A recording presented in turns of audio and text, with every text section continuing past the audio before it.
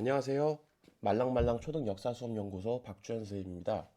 오늘은 고구려 백제에 이어서 신라와 가야의 문화유산에 대해서 알아보려고 합니다. 먼저 신라의 문화유산부터 살펴보겠습니다. 신라의 문화유산도 마찬가지로 고분에서 출토된 유물들을 통해서 신라의 문화를 유추할 수가 있는데요. 신라는 고구려 백제와는 다른 신라만의 독특한 무덤 양식을 가지고 있었어요. 그게 바로 돌무지 덧날 무덤입니다. 이름만 봐서는 고구려나 백제의 돌무지 무덤과 비슷한데요. 근데 이름이 비슷하다고 해서 많이 헷갈려들 하지만 실제로 그 모습을 보면 누구나 비교할 수 있을 정도로 확연한 차이가 납니다. 지금 보이는 사진은 고구려의 장군총인데요. 굉장히 규모가 거대한데 이것들을 다 일일이 돌을 이용해 쌓아서 올린 고분입니다. 반면에 신라의 황담대총은요. 돌무지 덧널무덤 방식을 사용했는데요. 외관으로 보기에도 그냥 동선처럼 보이죠. 자, 이렇게 돌무지 무덤과 돌무지 덧널 무덤은 겉으로 보기에 확연하게 차이가 납니다. 돌무지 덧널 무덤은 고구려나 백제 돌무지 무덤보다 큰 장점이 존재하는데요. 바로 도굴이 어렵다는 거예요. 여기서 도굴이라 하는 무덤을 파헤쳐서 무덤 속에 있는 유물들을 훔쳐가는 것을 이야기합니다. 근데 신라의 돌무지 덧널 무덤은 도굴이 굉장히 어려운 구조로 되어 있어요. 제일 처음에 나무를 이용해서 널을 만들고 그 안에 시신과 유물들을 같이 넣습니다. 그리고 그 위에 수많은 돌무지들을 쌓아 올린 다음 그 위에 흙으로 봉토를 이용해서 돌무지를 덮어 놓는 형식이 돌무지 덧널 무덤인데요. 이런 구조 같은 경우에는 땅을 파고 이렇게 도굴을 해서 들어가려고 하다가 돌무지를 파기 시작하면 위에 있는 돌무지들이 쏟아져 내립니다. 그래서 도굴이 굉장히 힘든 구조예요. 그래서 백제와 고구려는 많은 부분들이 도굴이 되어서 많은 유물들이 사라진 반면에 신라는 도굴이 굉장히 힘들기 때문에 유물들이 고분에 고스란히 간직해 있다는 특징이 있습니다. 신라의 고분에서 나왔던 유물들 중에 가장 대표적인 게 바로 천마총에서 나왔던 천마도입니다.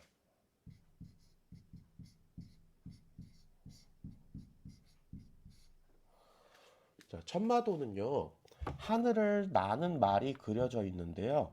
이 천마도 같은 경우에는요, 벽화가 아니라 말다래라는 곳에 그려져 있는 그림이에요. 천마도 보기에는 벽화처럼 보이는데요. 얘가 실제로는 어떤 식으로 사용되냐면요. 이렇게 말 안장 중에서도 등자 부분에 덧대는 말다래에 그려진 그림입니다. 또 도기 기마 인무령 명기가 금룡총에서 출토되었는데 여기서 도기는 도자기를 이야기하고요. 기마 인무령은 기마, 말을 타고 있는 인물, 사람의 모습을 취하고 있습니다. 그리고 여기 보이는 명기는요. 어떤 사람의 명복을 기리는 의미에서 구워낸 그릇을 의미합니다. 금령총에서는 도기 기마인무령 명기뿐만 아니라 주인상과 하인상도 출토되었는데요. 이것은 죽은 사람이 죽은 이후에도 이어질 삶을 위해서 무덤에 함께 묻어 놓은 것으로 보입니다. 신라는 불교와 천문을 굉장히 중요하게 여겼는데요. 이 불교와 천문을 중요하게 여긴 왕 중에 한 명이 바로 선덕여왕입니다. 선덕여왕은 신라의 독특한 신분제인 골품제 덕분에 왕이 되었는데요. 이 골품제는 사람의 혈통에 따라서 신분이 정해져 있고요. 그 혈통이 낮은 사람은 아무리 뛰어난 능력을 가지고 있어도 높은 직위에 올라갈 수 없었어요. 그리고 그 골품제도에서 가장 높은 신분인 성골만 왕이 될 수 있었는데요.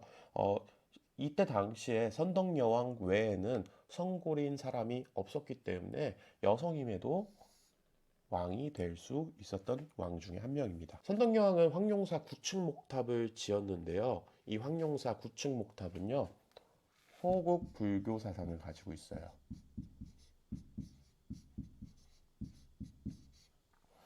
자, 호국 불교 사상이라는 것은 무엇이냐면요. 불교를 통해서 나라를 지키고 나라를 더 강하게 만들자는 사상인데요. 어, 이때 당시에 선덕여왕 같은 경우에는 최초로 여성이 왕이 되었기 때문에 신하들로부터 굉장히 많은 견제를 받았고요. 이때 당시에 신라가 강력한 국가가 아니었기 때문에 주변 나라로부터도 많은 견제를 받고 있었던 상황이었어요. 자, 이런 상황을 불교를 통해서 해결해 보고자 선덕여왕은 황룡사 9층 목탑을 지었는데요. 이 황룡사 9층 목탑 같은 경우에는요, 높이로는 80m, 지금의 건물로는요, 아파트 30층 높이가 될 정도로 아주 커다란 목탑을 지었습니다. 이런 목탑 덕분인지 선덕여왕 이후에 신라는 강성한 국가로 거듭나서 백제와 고구려를 통일시킬 수 있게 되었습니다. 하지만 이 황룡사 9층 목탑은 나무로 지었다 보니까 화재에 굉장히 약했어요. 그래서 고려시대 몽고의 침입으로 해서 불에 타서 지금은 찾아볼 수 없습니다. 신라시대의 대표적인 또 다른 탑으로는요, 모전석탑이 있는데요. 얘는 돌로 지은 벽돌탑으로요, 지금까지도 존재합니다. 자, 모전탑은요, 벽돌을 이용해서 지어낸 탑들을 의미하는데요. 어, 분황사의 모전석탑은요, 벽돌을 이용해서 지은 모전석탑들 중에 가장 오래된 모전석탑입니다. 또 다른 신라의 대표적인 문화유산은 바로 첨성대가 있습니다. 첨성대는요, 동양에서 가장 오래된 천문대인데요. 신라의 사람들은 첨성대에 올라가서 별을 관측하며 천문에 대한 과학 기술을 연구했습니다. 근데 첨성대 모습만 보면은 도대체 이걸 이용해서 어떻게 별을 관측했다는 거야? 짐작하기가 어려운데요. 첨성대 내부에 흙을 쌓아두고 사다리를 타고 올라가서 별을 관측했다고 합니다.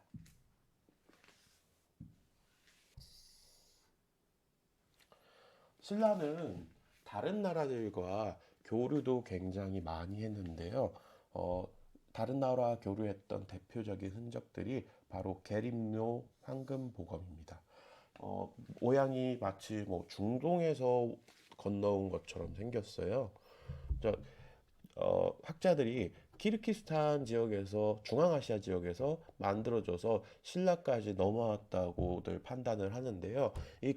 이 계림노 황금보검을 통해서 학자들은 신라도 실크로드의 교역로에 포함되어 있는 것으로 바라보고 있습니다.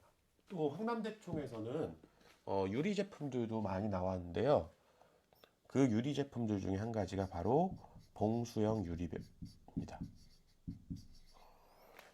봉수형 유리병은 봉황의 머리 모양을 닮았다 해서 이름이 붙여졌는데요. 봉수형 유리병 또한 서역에서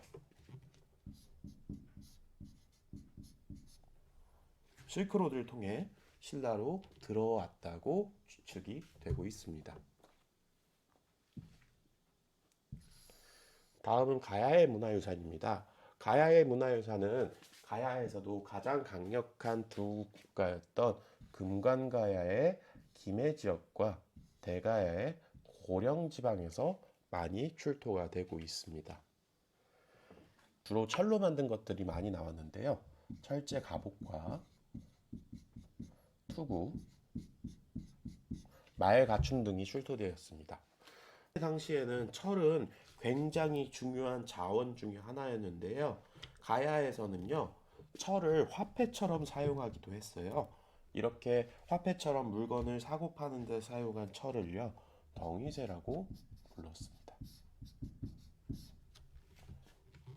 또 가야에서는요, 순장의 흔적도 발견되는데요. 순장은 어떤 신분 높은 사람이 죽게 되었을 때 그 사람을 모시던 사람들 함께 자결하거나 또는 강제로 무덤에 묻는 방식을 순장이라고 부릅니다.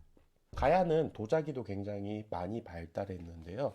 도기 바퀴장식 뿔잔 또는 도기 기마인물형 뿔잔 뿔잔이 출사되었습니다. 여기서 기마인물형은 아까 앞서 말했던 신라의 기마인물형 명기와 마찬가지로 사람이 말을 타고 있는 모습인데요. 신라의 기마인물형 명기와는 다르게 가야의 기마인물형 뿔잔에서는요, 말과 무사가 모두 갑옷을 입고 있습니다. 자, 이를 통해서 가야는 굉장히 철기 제작 기술이 뛰어났구나라는 것도 짐작해 볼 수 있어요. 가야는 다른 나라들보다 특히 일본과 교류를 많이 했는데요. 일본에 도기 제작 기술을 전해줬던 게 대표적입니다. 도기 제작 기술을 전해주기 전까지의 일본은 굉장히 무른 재질, 연질의 도기를 사용할 수밖에 없었어요. 어느 정도로 도자기가 딱 단단하지 못하냐면 손톱으로 긁으면 손톱 자국이 날 수 있을 정도로 아주 약한 그릇을 제작해서 사용하고 있었는데요. 가야가 멸망하면서 가야의 도기 제작자들이 일본으로 건너가서 일본의 도기 제작 기술을 전파해 주기 시작합니다. 그러면서 일본은 기존의 연질의 토기, 무른 재질의 토기에서 단단한 쇠처럼 단단한 그릇을 만들 수 있게 되는데요. 바로 그게 스에키 토기입니다. 또 우리나라의 금동 방가사유상과 일본의 목조 방가사유상의 비슷한 모습이 교류의 흔적이라고도 볼 수 있는데요. 우리나라의 금동 방가사유상 같은 경우에는 일제시대 때 일본으로 밀반주되었다가 다시 반납된 바람에 정확하게 어느 국가에서 만들어졌는지 추측할 수가 없어서 삼국시대 때 만들어졌다고 표현을 하고 있습니다. 근데 이 금동 방가사유상과 일본의 국보일원인 목조 방가사유상은 굉장히 비슷한 모습을 가지고 있어요. 그래서 금동 방가사유상을 통해서 일본이 이것을 따라서 목조 방가사유상을 만들었다고 추측할 수도 있고요. 또 일본의 목조 방가사유상 같은 경우에는 어느 일본의 한 관광객이 너무 그 조각상이 아름답다 하면서 만지다가 조각상을 파손시킨 사건이 있었어요. 이때 파손된 목조 방가사유상을 다시 수리하려고 목조 방가사유상을 만든 나무의 재질을 조사했는데 우리나라에서만 나던 적송이라는 소나무를 이용해서 만들었다는 사실이 밝혀지면서 이 목조 방가사유상도 우리나라에서 제작되어서 일본으로 넘어갔구나라는 사실이 증명되게 되었습니다. 자, 오늘은 이렇게 신라와 가야의 문화유산에 대해서 살펴보았습니다. 끝까지 잘 집중해서 들어주셔서 감사합니다.